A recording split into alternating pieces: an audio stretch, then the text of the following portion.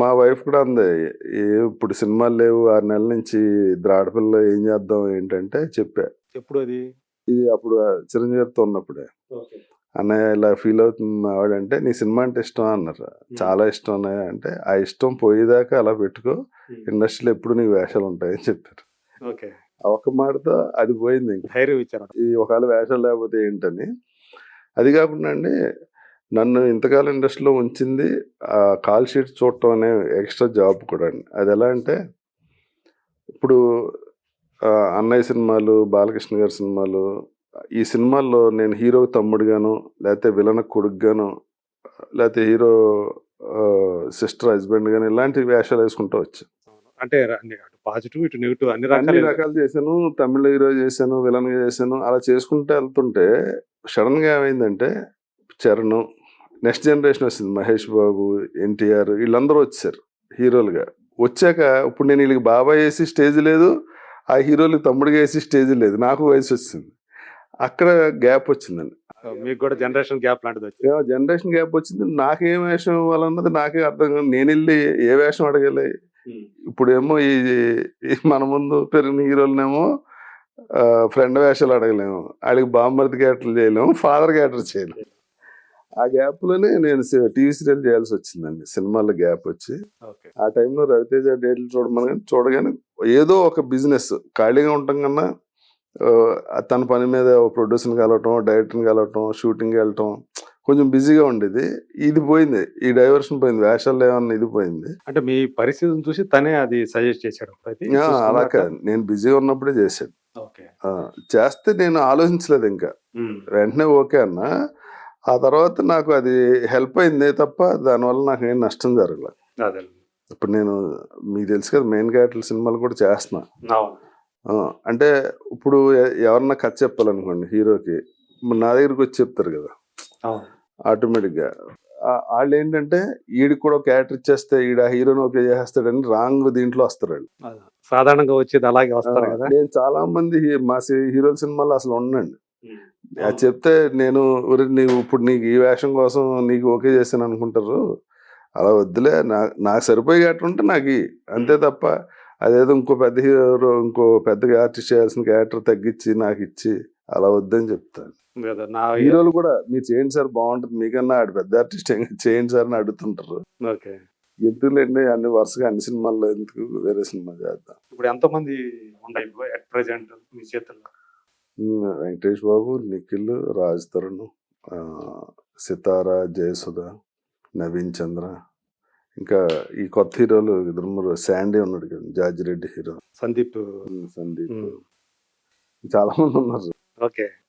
కాకపోతే వీళ్ళిద్దరిది మాత్రం రవితేజ, సునీల్ మాత్రం ఇప్పుడు చూడలేదు. మీరంతా ఒక ఏరియా వాళ్ళు కదా, అందుకే చూడలేదు. అంటే ఏది పర్మనెంట్ కాదు కదండి. ఇప్పుడు మీరు వాళ్ళకి యూట్యూబ్ లో ఉండొచ్చు, రేపు మీరే ఛానల్ పెట్టచ్చు. ఇక్కడ కూడా ఒకే ఇన్ని సంవత్సరాలు అంటే వాళ్ళకి బోర్ కొడుతుంటది, వాళ్ళకి మనకి బోర్. ఎప్పుడు ఎలా టర్న్ తీసుకుంటుందో ఏం జరుగుతుందో. ఈ సినిమా చాలా సెన్సిటివ్ గా ఉంటదండి. ఒక 10 రోజులు మనం లేకపోతే ఎవడో వచ్చేది చెప్తాడు, 2 సార్లు చెప్తాడు, 3 సార్లు చెప్తాడు, 4గోసారి ఆడు చెప్పినట్టు మనం ఏదో చేస్తాం, చూసారా అంటాడు, కనెక్ట్ అవుద్ది, నీ పన్ను చూసుకుని ఆ పని నేను చూసుకుంటా అంటారు. అలాగే రవితేజ అంటే అసలు ఇష్యూ లేకుండా జరిగినాయి, no problem, okay, comfort level ఇష్యూనే లేదు అసలు. అసలు ఇప్పుడు బాగానే మాట్లాడుకుంటా, అన్ని బాగానే ఉంటాయి, ఎలాంటి ఇది లేకుండానే, ఇష్యూ లేకుండానే. అంటే బయటకు రావాల్సిన పరిస్థితి వచ్చేసింది. బయటకు రావాల్సింది ఏం లేదు, వాళ్ళు కంఫర్ట్ గా ఫీల్ అవ్వరు. ఇప్పుడు పెరిగి వెళ్తే, ఇప్పుడు మన ఇద్దరం ఫ్రెండ్స్ సార్, మీరు ఛానల్ ఓనర్ అయితే అందరూ ఎదురుకుండా యారా అంటే మీకు ఇబ్బంది ఉండొచ్చు, అది ఓపెన్ గా నాకు చెప్పలేకపోవచ్చు. అలాంటి చిన్న చిన్నవి ఉంటాయి. ఒక ఫైనాన్షియల్ గానో లేకపోతే వాళ్ళ గురించి ఏదో మనం బ్యాడ్ గా మాట్లాడాలి, ఇప్పుడు జరగదు, ఇప్పటికీ జరగదు. పైగా ఏంటంటే రవితేజకి సంబంధించి మొదటి నుంచి మీరు అతనితో ఉన్నారు కదా, ఇద్దరు చాలా క్లోజ్ ఫ్రెండ్స్ లాగానే ఉన్నారు కదా. ఇప్పటికీ క్లోజ్ ఫ్రెండ్స్. తను ఒక స్టార్ అయ్యాడు. అవును, అతని పెళ్లికి కూడా ఏదో మీరే నేను కాళ్ళు కడిగానని చెప్పి కూడా చెప్పారు కదా.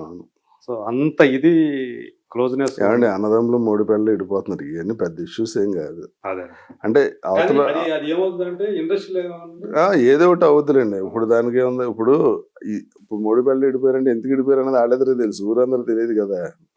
అది ప్రాబ్లం కాదు. మనదేంటంటే ఇక్కడ చిన్న చిన్న ప్రాబ్లమ్స్ అండి, పెద్దది కాదు. ఈ గ్లామర్ ఫీల్డ్ కాబట్టి ఏదో ఒకటి అనుకుంటారు, ఏమీ లేని చోటే రాసేస్తున్నారు, ఏదో ఒకటి ఉందనుకుంటే ఇంకా రాస్తారు కదా, తప్పలేదు. ఇద్దరి మధ్య అయితే ఏం పొరపచ్చాలు అయితే చేస్తారు, రాలేదు ఎప్పుడు కదా లేదు. ఎప్పుడు కూడా. ఇప్పటికే ఉంది.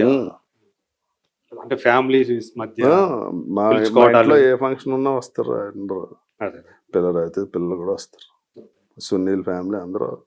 మరి సునీల్ అంటే మేము వచ్చింది. సునీల్ ఒకే ఊరు నుంచి వచ్చాం కదా. అవును. అదే ఇద్దరు భీమవరం అంటే తను హీరో నుంచి మళ్ళీ క్యారెక్టర్ ఆర్టిస్ట్ గా చేసినప్పుడు కొంచెం బాగా బిజీ అయ్యాడు. టైం టు టైం ఆడికి ఏంటంటే మేకప్ మ్యాన్ కూడానే ఉంటాడు కదా. ఇప్పుడు ఎవరన్నా ప్రోగ్రామ్ చెప్పినా ఆడికే చెప్తారు రేపు షూటింగ్ ఉందా అది ఇది అని. అలాగా కంఫర్ట్, ఇప్పుడు వాళ్ళ కంఫర్ట్ ఇంపార్టెంట్ ఎప్పుడు ఫైనల్ గా. మనం ఏ షూటింగ్ బిజీలోనే ఉంటాను నేను, షార్ట్ అప్పుడు ఏ ఫోన్ ఎత్తలేదు అనుకోండి, ఆడికి ఏదో ఇంపార్టెన్స్ ఇది ఉంటుంది. ఆ తర్వాత 10 ఫోన్లు చూసి ఈవినింగ్ చేయొచ్చులే అనుకునే లోపల ఆడికి ఏదో కంపారిపోయే ప్రోగ్రామ్ ఏదో ఉంటుంది. అది చిన్న చిన్నవి ఉంటాయండి. ఎంతకాలం అడ్జస్ట్ చేసుకుని చేసాం, ఇంకా ఆడు బిజీ అయ్యాక ఆడికి ఇబ్బంది. తమిళ సినిమాలు చేస్తున్నారు. అంటే ఇప్పుడు 2 పనులు చేస్తుండటం వల్ల ఇలాంటి ఇబ్బందులు వస్తుంటాయి. చిన్న చిన్న మిస్అండర్స్టాండింగ్. ఫోన్ ఎత్తకపోతే ఎవరికైనా ఇబ్బంది. అంతే కదా. మీరు అదే టైంలో నేను ఫోన్ ఎత్తకుండా ఉండను, కాకపోతే అంటే ఏదో ఒకటి ఉంటది. ఇప్పుడు నేను 10 రోజులు అవుట్డోర్ వెళ్ళాను అనుకోండి, ఇక్కడ చాలా ఇంపార్టెంట్ విషయాలు ఉంటాయి. కరెక్ట్. అలా చిన్న చిన్నవి ఉంటాయి. ఒక్కోసారి అడ్జస్ట్ అవుతాయి, ఒక్కోసారి 5-6 సార్లు జరిగినప్పుడు చిరాకు వస్తుంది. ఇప్పుడు అవి మరి ఎలా మేనేజ్ చేయగలుగుతున్నారు? చేసేదేం లేదు, వెళ్ళే వాళ్ళు వెళ్తుంటారు, వచ్చే వాళ్ళు వస్తుంటారు, అంతే. అంతేనా? అదే రాజాతో ఉన్న అభిమానంతో ఎవరైతే చూడమని, ఎవరితో చూడమంటే వాళ్ళతో కంఫర్ట్. మీరు అడుగుతారా లేకపోతే వాళ్ళే చూడండి అని? నేను ఇంతవరకు ఇప్పుడు ఎవరిని నేను చూస్తాను అడగలేదు, ఎవరిని అడగలేదు.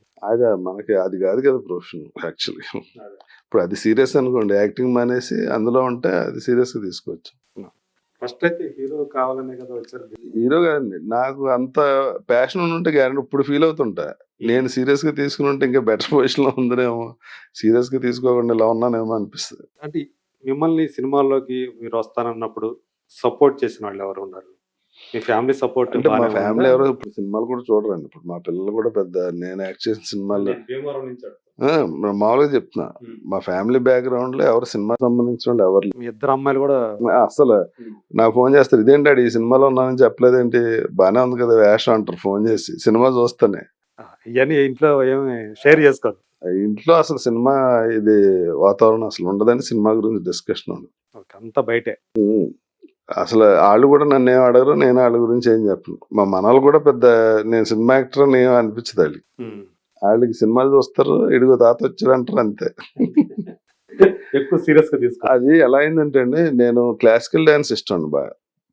నేను మా ఊర్లో చాలా ప్రోగ్రామ్స్ ఇచ్చి వెంపటిసిన సత్యం గారి దగ్గర డాన్స్ నేర్చుకుందామని, మాది డెల్టా పేపర్ మిల్ అని పేపర్ మిల్ ఉండేది, మా పెద్దనాన్న గారు ఎండి ఉండేవారు. Paper mill. ఆయన ఏం చేశారంటే మార్కెటింగ్ మేనేజర్ కింద జాబ్ ఇచ్చి, బలరామ్ గారు అని ఇంకో ఎగ్జిక్యూటివ్ డైరెక్టర్ ఉండేవారు. ఆయన కళలు అంటే ఇష్టం బాగా. బాలమురళీకృష్ణ వీళ్ళు అందరూ బాగా ఫ్రెండ్స్. వాళ్ళు ఏం చేశారంటే చెన్నైలో ఒక ఆఫీస్ ఓపెన్ చేసి డెల్టా పేపర్ మిల్ నన్ను మార్కెటింగ్ మేనేజర్ కింద పంపించారు. నేను అక్కడ క్లాసికల్ డాన్స్ నేర్చుకుంటా మార్కెట్లోకి వెళ్ళి ఆ పేపర్ దాని గురించి జాబ్ చేస్తూ ఉండేవాడిని. అలా ఉండగా ఒక రోజు వెంపటి గారి దగ్గరే నేర్చుకున్నాను. అంటే నేను క్లాసికల్ ప్రోగ్రామ్ చాలా ఊర్లో ఇచ్చాకనే నేర్చుకోవడానికి వెళ్ళాను. అవునా?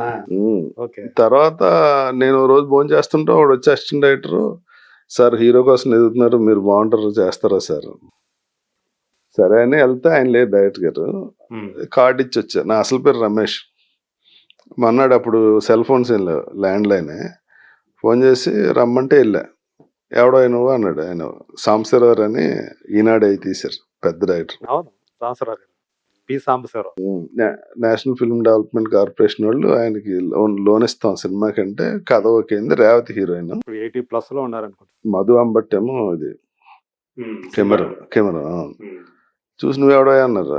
నేనే సార్ రమేష్. ఏమన్నా నువ్వు రమేష్ అరవింద్ అనుకున్నాను, కన్నడ ఆర్టిస్ట్, నువ్వు బాగానే ఉన్నావులే అని. డివిఎస్ రాజు గారు చైర్మన్ కింద ఉండేవారు.